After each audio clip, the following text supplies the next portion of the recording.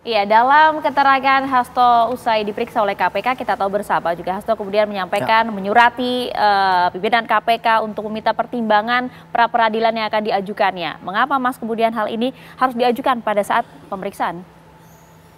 Ya, ini kan sebenarnya negara hukum gitu ya. Nah, sebagai negara hukum, nah itu makanya Mas Hasto itu kan menjalankan seluruhnya itu dengan taat gitu ya. Nah, sebab itu makanya ada juga hak-hak dia secara hukum gitu.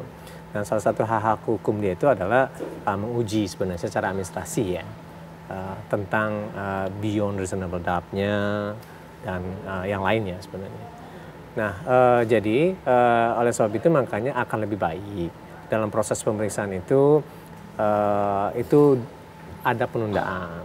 Itu kan permohonan sebenarnya kan. Nah, itu secara subjektif itu kepada pimpinan KPK lah ya. Nah, sepertinya tadi itu tidak dikabulkan tadi ya. Tidak dikabulkan kan. Nah, karena tidak dikabulkan maka proses pemeriksaan itu berlanjut. Tetap berlanjut. Gitu. Nah, jadi artinya secara hukum, karena ini negara hukum, ya itu sebagai suatu saluran-saluran gitu kan, bukan celah, tapi sebagai satu saluran untuk memperkuat demokrasi di Indonesia gitu kan.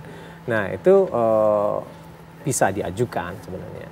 Nah, sebagai suatu ikhtiar memang itu harus dilakukan. Ya, ini ikhtiar dan juga hak dari seorang Hasto Kristianto memang begitu. Tapi pertanyaan publik, waktunya, timing, mengapa kemudian ini baru dilakukan hampir 3 minggu setelah penetapan, Mas? Ya, semua itu berproses lah ya. Gitu. Kan gitu ya. Senyumnya mengandung arti.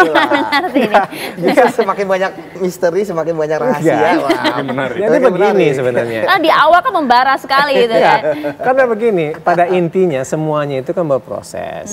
Nggak mungkin simsalabim langsung jadikan kan. Nah, itu makanya kan kita juga melihat pada saat ini apa untung ruginya gitu kan. Dan kemudian juga apakah ini merupakan suatu hal yang penting untuk diajukan atau tidak gitu kan. Jadi memang sebenarnya lebih kepada banyak pertimbangan-pertimbangan gitu kan. Nah, pertimbangan-pertimbangan itu yang menjadi suatu motivasi, di samping di situ apa sih kira-kira dasar-dasar atau prinsip-prinsip yang memang telah bisa di challenge gitu kan di gugatan pra-peradilan itu. Karena kan kalau kita lihat kan ini nampak dua wajah yang berbeda gitu ya. Pada saat penetapan dengan membara begitu ya, Mas Hasto menyampaikan akan membongkar kasus-kasus elit. Kemudian saat ini kita melihat nampaknya jauh lebih kalem begitu ya. Baru mengajukan pra-peradilan setelah 3 minggu. Ada apa sebenarnya, Prof? Ya, ini kan satu tahapan yang sudah ditempuh ya untuk berusaha ya menghentikan perkara kan. Meskipun sebetulnya kan mekanisme pengujian aspek formilnya saja, aspek proseduralnya saja. Karena melihat mungkin ada celah-celah yang kemudian bisa digunakan. Kalau waktunya 3 minggu mungkin waktu untuk mempelajari celahnya apa untuk mengajukan gugatan pra-peradilan. Tentunya mungkin juga celah itu pada sisi yang lain. Karena hukum ini kan tidak berada dalam ruang hampa. Ya. Hukum itu banyak faktor, bisa faktor politik, faktor ekonomi, faktor yang lain-lain lah. Jadi soal 3 minggu saya kira kalkulasinya karena mungkin sudah matang perhitungannya sehingga kemudian diajukan gugatan pra-peradilan. Tetapi yang terpenting adalah pra-peradilan ini kan sebetulnya sesuatu yang dilematis gitu loh.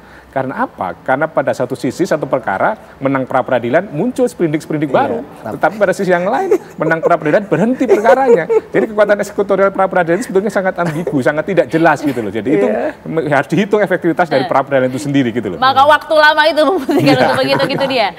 Kalau sendiri? Ya, kalau saya kan kalau bahasa Inggrisnya his name is trying gitu kan. Namanya juga usaha gitu kan. Jadi apapun bisa dilakukan gitu kan. Termasuk tadi faktor politis, non politis, faktor hukum dan hukum. Sekarang kan tentu saya lihat kan ada perubahan strategi ya. Kemarin mungkin lebih banyak tekanan-tekanan pada KPK, tapi saya pikir kan justru hal tersebut kontraproduktif gitu ya. Karena pasti KPK itu tentu akan lebih keras lagi gitu kan, artinya untuk kerja keras dan sebagainya gitu kan menuntas kasus. Tapi ketika kalem-kalem seperti ini saya lihat ya tentu KPK akan meladeni ya dalam sisi hukumnya. Karena kalau dari sisi politis kan kita selalu melihat jawaban-jawaban KPK ya normatif sekali gitu kan ketika diserang dari sisi politis, dari sisi pesanan gitu kan. Jadi saya lihat justru ya ini yang sangat baik ya pembelajaran ya buat kita semua bahwa tentu walaupun ada mungkin ada kok cocok logi atau misalnya kok kebetulan tapi kok kebetulan banget gitu kan. Kok kebetulan abis diginiin kok kita dibeginikan. Nah,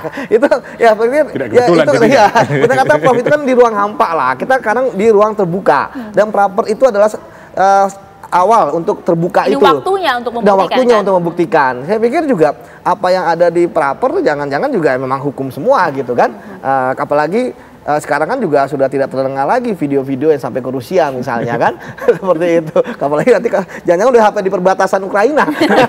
Seperti itu. Di Ukraina. Ya betul. Jadi ya intinya saya pribadi ya senang ya bahwa KPK pun juga mampu tadi kata Prof ya melihat momentum yang bagus gitu kan dari teman-teman kubunya Pak Hasto pun juga sudah mulai menurunkan tensi ya kan, apalagi minggu depan tentu benar kata Bang Alfon ya kita harus fokus di sana ya kan, permohonannya apa tentu akan dijawab oleh KPK, tentu akan berperang dalam tanda kutip ya ahli ya kan, itu sangat penting. Kita gitu. bahas hukumnya di sini begitu ya. Betul.